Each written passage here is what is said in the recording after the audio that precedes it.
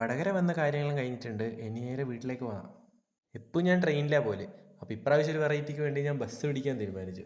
Actually അതൊന്നുമല്ല കാര്യം. ഞാനിപ്പോൾ ഇവിടുന്ന് 3 മണിക്ക് ഇറങ്ങി. ഇനി എനിക്ക് വരാൻ പോകുന്ന ട്രെയിൻ 5 മണിക്കാണ്. അപ്പോൾ അത്രയും നേരം വെയിറ്റ് ചെയ്യണ്ടല്ലോ നമ്മൾ വെറുതെ. ബസ് പോകാമെന്ന് വിചാരിച്ചാലും എന്നെ പിന്നോട്ട് വലിക്കുന്ന ഒരു കാര്യം ഈ റോഡ് പണിയാണ്. റോഡ് പണി കാരണം എന്തായാലും എല്ലായിടത്തും ട്രാഫിക് ആയിരിക്കും എന്ന് എനിക്ക് ഉറപ്പാണ്. എന്നിട്ട് ഞാൻ പിന്മാറിയിട്ടാ നേരെ ഒരു കണ്ണൂർ ബസ് നോക്കി കയറിയിട്ടുണ്ട്. ചുവന്ന ബസ് കയറിയാലെ ഗുണം എന്ന് വെച്ചാൽ ഇവർ പെട്ടെന്ന് നമ്മൾ എത്തേണ്ട അടുത്ത് എത്തിക്കും. ഒന്നിക്കൽ മേലേക്ക് അല്ലെങ്കിൽ എത്തേണ്ട സ്ഥലത്ത്. ഏത് ട്രാഫിക് ബ്ലോക്ക് എന്ത് കിട്ടിയാലും ഇവരെങ്ങനെയെങ്കിലും അത് കുത്തിക്കുക. ബസ്സുകാരെ കുറ്റം പറഞ്ഞല്ല, അവർക്ക് അവരെ സമയത്ത് എത്തണമല്ലോ. ഈ റൂട്ട് പോകുന്നവർക്ക് അത്യാവശ്യം പൈസ സേവ് ചെയ്യാട്ടാ. മാഹിന്ന് സാധനം എടുത്തിട്ട് പോയാൽ ഞാൻ വേറെ നല്ല ഡീസലാണ് ഉദ്ദേശിച്ചത് കേട്ടോ. ആരും തെറ്റിദ്ധരിക്കുന്നു. വൈകുന്നേരം അത്യാവശ്യം ബ്ലോക്ക് ഉണ്ടായിനി. പീക്ക് ടൈം അല്ലേ. പക്ഷേ നമ്മൾ ലിമിറ്റഡ് സ്റ്റോപ്പ് ബസ് ആയതുകൊണ്ട് അത്യാവശ്യം പെട്ടെന്ന് എത്തി. അങ്ങനെ വടകരയിൽ നിന്ന് മാഹിയും കഴിഞ്ഞ് തലശ്ശേരിയും കഴിഞ്ഞ് നമ്മൾ നേരെ കണ്ണൂരേക്കാണ്.